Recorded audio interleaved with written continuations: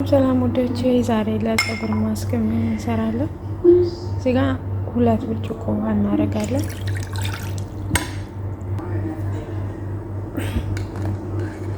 እዚህ ጋር ነሻለን።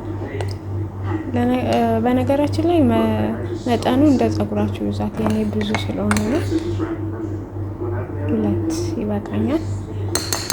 ከዛ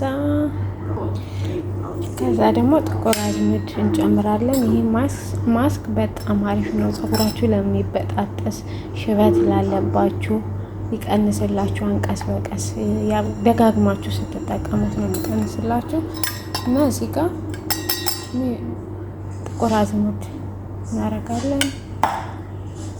ከዛ ደግሞ እዚህ ጋር ደግሞ ከርከዴ ታውቃላችሁ ለፀጉር እንዴት ምርጥ እንደሆነ እና 2 ማንኪያ ከርከዴ እናደርጋለን።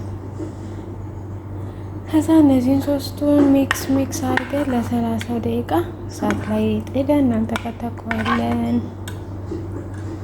ይሄ ውዶቼ እንደዚህ አድርገን ጥደዋለን። እሳት ላይ እስከሚወፍር እንጠብቃለን።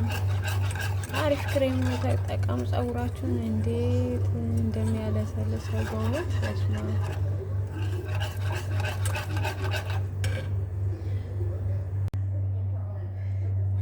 ውዶቼ ስንተቀጠቀ አያችሁት?